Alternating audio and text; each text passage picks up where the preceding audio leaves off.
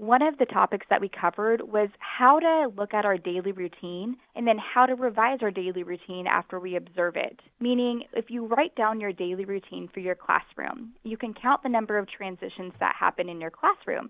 So what are some different ways providers can look at combining those transitions or maybe reducing the number of transitions that they have? When you combine the parts of their day, they're going to have a more cohesive feel, and it's going to feel less challenging by having to abruptly move from one area to the next. Transitioning from one activity to the next can be a challenging time for young children and their providers. However, a K-State Research and Extension Family and Youth Development Agent says there are a variety of strategies that childcare providers can use to help children better manage transitions and routines.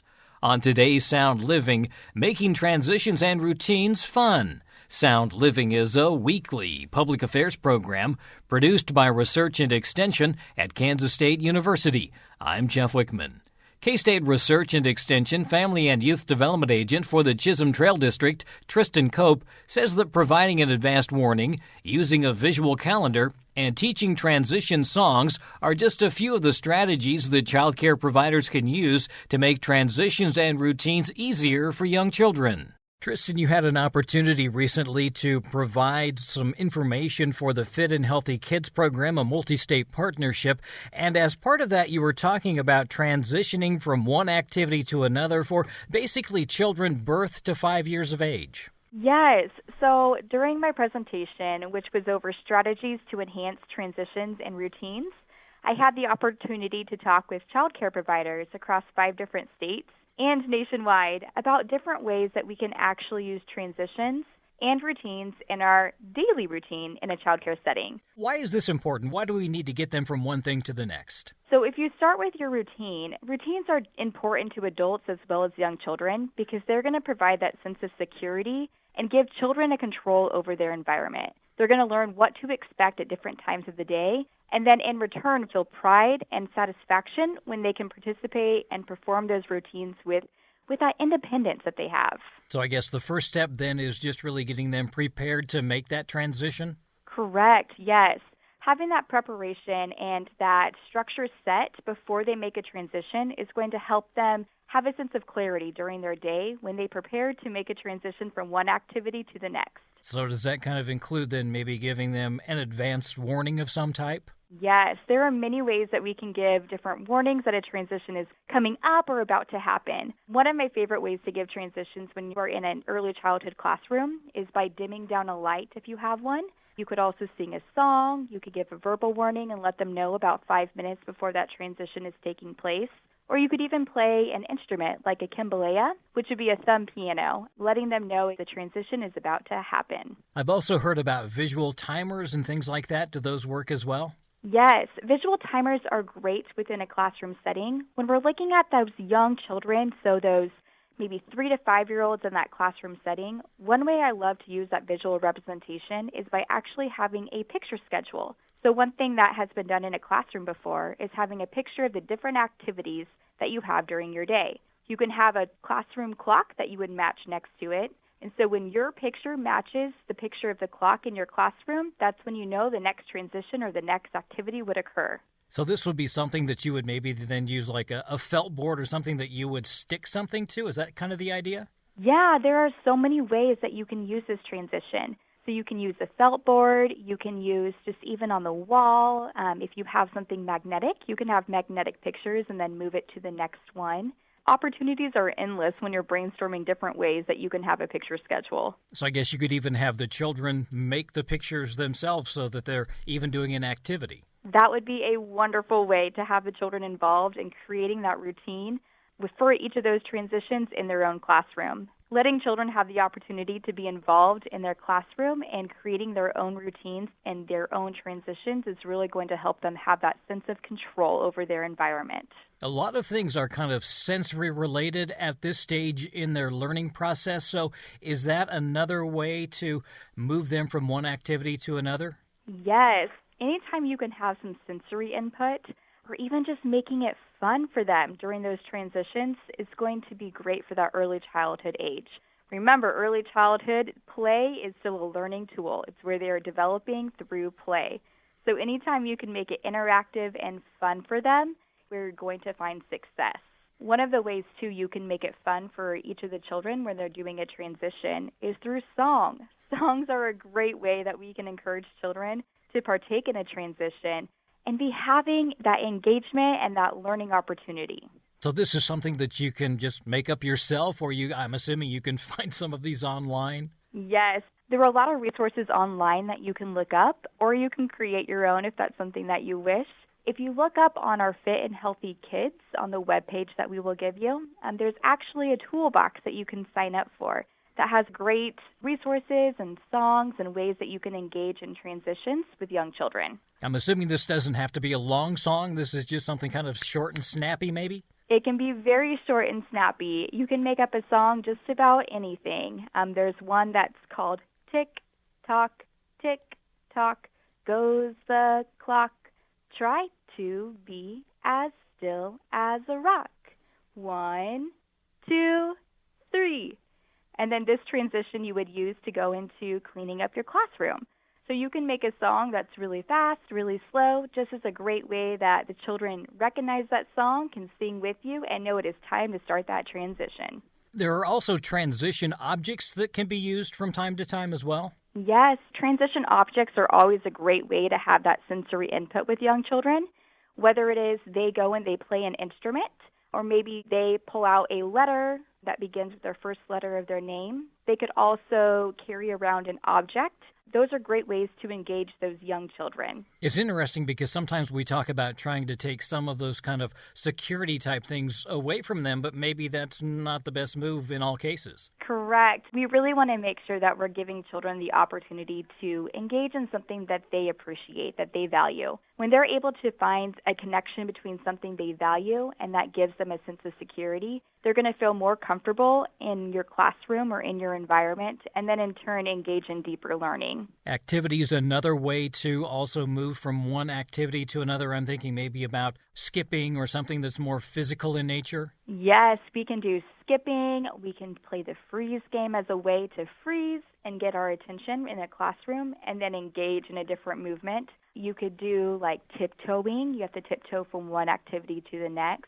Maybe slow motion walking, where we have to walk slowly from one way to the next. One of my favorite activities that we can do for as far as a routine in your classroom is some yoga. Yoga with young children is one way that really helps them work on their breathing and being able to set in a calm mindset before we get ready for our day, or maybe before you get ready for a nap time. Well, and that's one of the strategies, too, is to make sure that these transitions are calm and that there is not a chaotic atmosphere. Chaotic atmosphere is not going to be a great way to set up your environment. So anytime that you can have a calm and soothing transition, just like yoga that we talked about, that's going to be a way that's going to set success up for your classroom. How difficult is it to keep everyone, I guess, on task or engaged? Is that one issue that sometimes becomes a problem? So when we're looking at our early childhood classrooms, they can often be very chaotic, especially if you have one provider there and they're tasked with caring for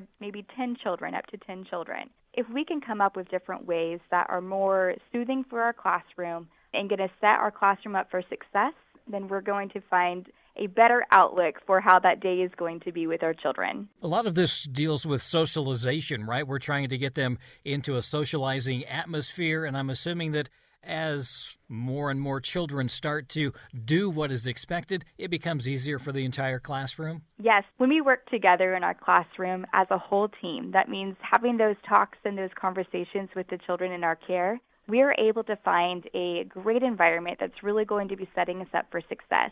We're able to engage in deep play and deep learning, and we're able to establish that trust, meaning the children in the care would be able to trust the provider, and the provider would be able to trust that the children are going to be having a great day by following those different transitions and those different routines that we have built together as the team. You mentioned the fact that we need to be consistent, and that is something that comes day in and day out, right? The strategies, the transitions that we're trying to use, all of those come into play here when we're trying to be consistent? Yes, that is one of the most important and final steps when you're implementing an effective transition is to maintain consistency. So a child's brain is going to thrive on repetition. When we're able to have our daily routines and they become consistent through that repetition, the child is going to feel more secure, they're going to be more self-sufficient, and they're going to engage in a deeper play. What are some of the other things that you covered during your discussion, and what were some of the questions that maybe came up? This was a great wealth of discussion and questions that we had during the presentation.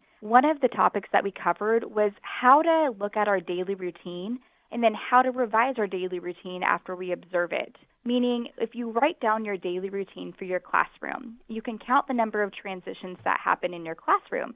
So from one activity, maybe you hand wash and you go to the next activity. Maybe you have to do a toileting break. Maybe you have to wash hands. Each of those different transitions can really add up in our classroom. So what are some different ways providers can look at combining those transitions or maybe reducing the number of transitions that they have? When you combine the parts of their day, they're going to have a more cohesive feel, and it's going to feel less challenging by having to abruptly move from one area to the next.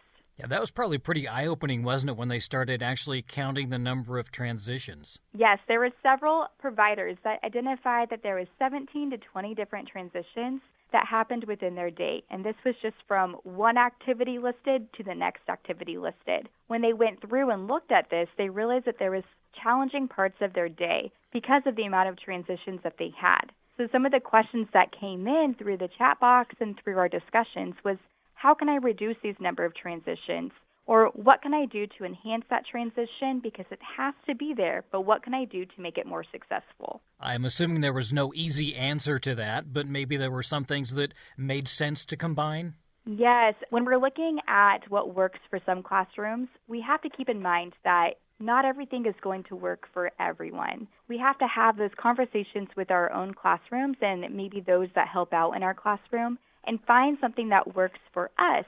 Some of the transitions that we talked about during the presentation may not be working for your classroom, and that is okay. We want to find something that's going to be fitting for the children in your care and something that's going to be appropriate for them. For example, when you're looking at infant care, something for a transition for an infant may be very different than a transition for a 5-year-old. And so it's going to be talking with your children, seeing what works for them, maybe what they're interested in, what they're engaged in, and what's developmentally appropriate for them, and then finding a transition that works that's going to be successful for you. You mentioned the fact that sometimes there are substitutes who have to fill in. They're also kind of then up to speed on what some of these transitions are? Yes. One way to really prep your substitute is by having a toolbox or having a quick resource guide printed out for them or laid out in part of your classroom lesson plans so they can go to it and say, oh, I know that every morning right before we go into snack, we're going to sing the Willoughby Wallaby Woo song,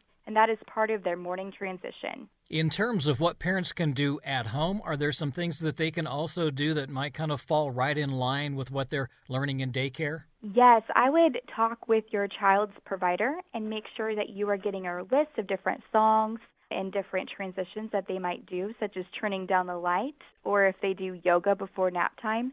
By including the yoga or including those different transitions within your homeroom team, it's going to feel more cohesive for your child. So if they do yoga every day before nap time, you could also implement yoga on the weekends when they're taking a nap at home or maybe before bed. And it's going to feel a natural transition for that child. And in turn, we hope will decrease any challenging behaviors.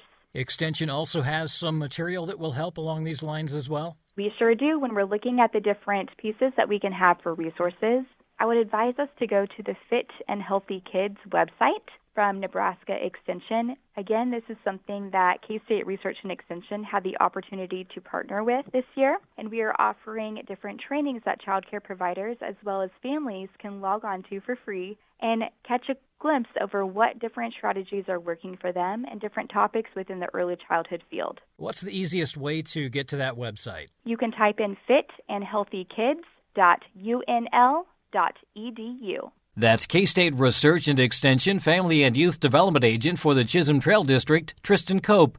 To learn more, go to fitandhealthykids.unl.edu or contact the local county or district extension office. Sound Living is a weekly public affairs program produced by Research and Extension at Kansas State University. I'm Jeff Wichman, and this is the K-State Radio Network.